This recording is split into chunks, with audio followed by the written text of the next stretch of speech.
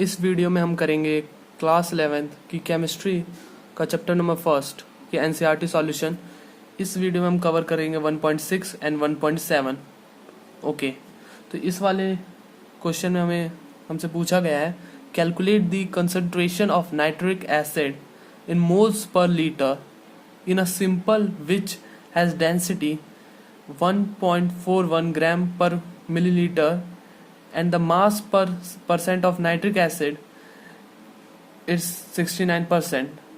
Okay, तो हमसे यहाँ पे सिर्फ मोल्स पर लीटर पूछा गया है और मोल्स पर लीटर मोलैरिटी होती है। Okay, moles per litre molarity होती है और ऐसे क्वेश्चनों को सॉल्व करने से ये 69% दे रखा है, तो इसको हम समझ लेंगे कि हमारे पास 100 ग्राम का एक सॉल्यूशन है। तो assume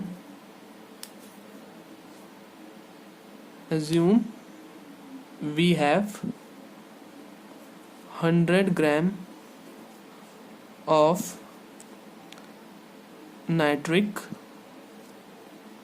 acid solution. Nitric acid solution है हमारे पास 100 ग्राम, ठीक है, जिसमें से अब हमारे पास 69%, जो कि अब हो गया हमारे पास 69 ग्राम ऑफ नाइट्रिक एसिड।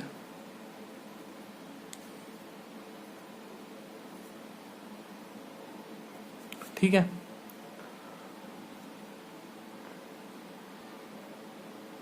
अब हमें मोल्स निकालने हैं, नाइट्रिक एसिड के मोल्स।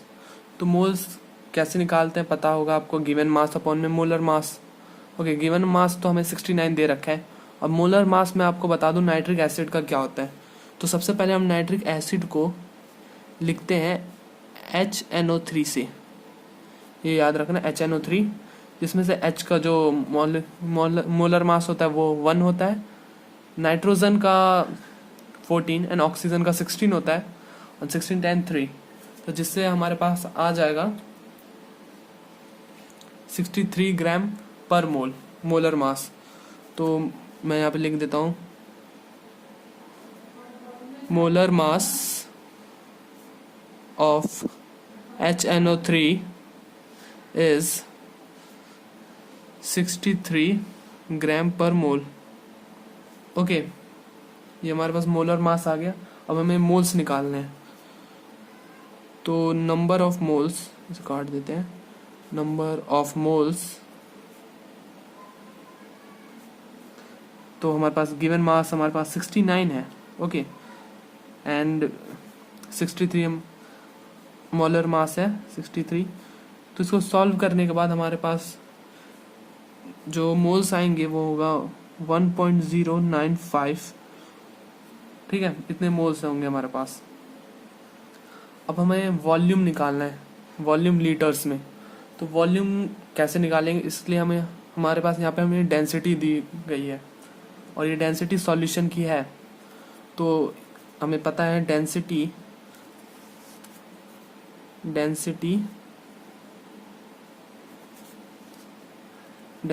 होती है मास अपॉन में वॉल्यूम या मास पर वॉल्यूम।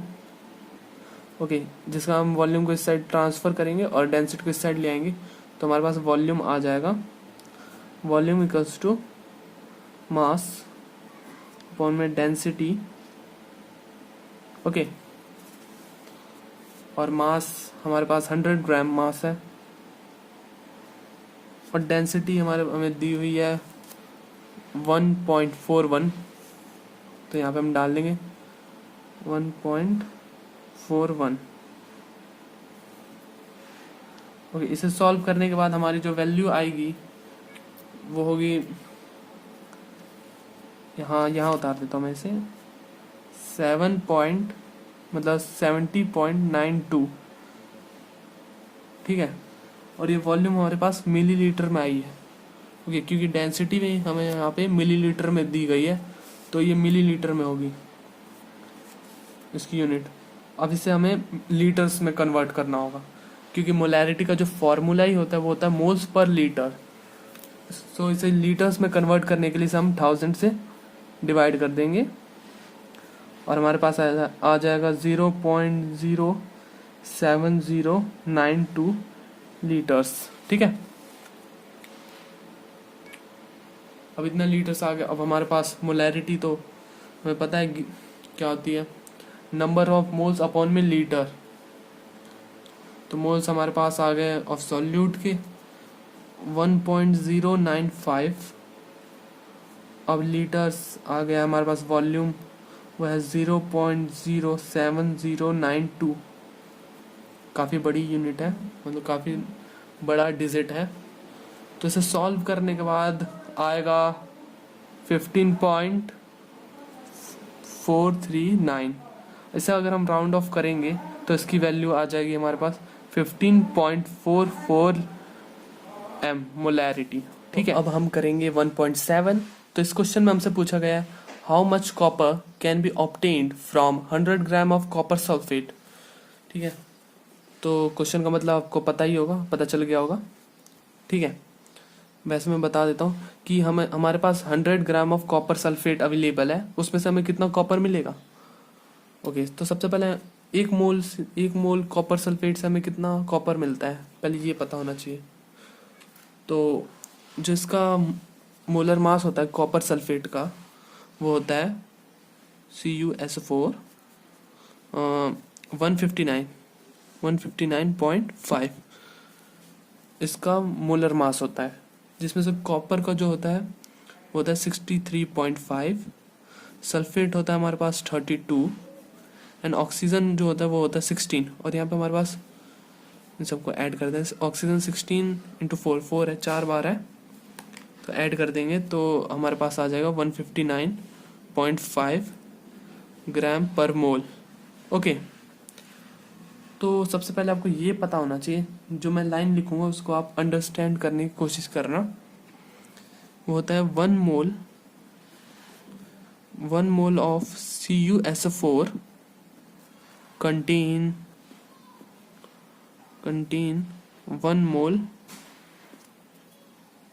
1 mole of copper. ठीक है, 1 मोल कॉपर सल्फेट में 1 मोल कॉपर होता है। ठीक है, अगर आपको ये बात समझ में नहीं आती है तो आप कमेंट कर सकते हैं। वैसे आपको ज़्यादातर स्टूडेंट्स को समझ आ गया होगा ये कि ऐसा क्यों होता है। तो अगर 1 mole of copper sulphate contain 1 mole of copper, तो इससे हम कह सकते हैं कि 159.5 gram of copper sulphate contain 63.5 gram of copper. मतलब इतने ग्राम ऑफ कॉपर सल्फेट में इतना कॉपर होगा। ठीक है, और उसमें 32 ग्राम ऑफ सल्फर भी होगा, और ऑक्सीजन आपको पता चल जाएगा कितना है, 4 टाइम्स ऑफ 16। ठीक है, तो अब हमें ये पता करना है 100 ग्राम में से कितना निकलेगा। सो इसके लिए हम simple copper obtained from 100 gram of CuSO4 copper sulphate. ठीक है, तो 159 में हमें 159.5 में हमें मिल रहा है कितना, 63.5। यहाँ देख सकते हैं 63.5। अब हमें पता करना है 100 ग्राम में 100 ग्राम हमें कितना देगा, उसमें मतलब कितना कॉपर प्रेजेंट होगा 100 ग्राम ऑफ कॉपर सल्फेट में। तो इसको हम सॉल्व करेंगे तो x साइड आ जाएगा, तो 63.5 इंटू 100 अपॉन में 159.5। इसको सॉल्व करने के बाद, इस पूरे को सॉल्व करने के बाद हमारे पास आ जाएगा 339.811 ग्राम्स। दिख रहा है, हाँ, इतना 100 ग्राम में इतना कॉपर प्रेजेंट होगा।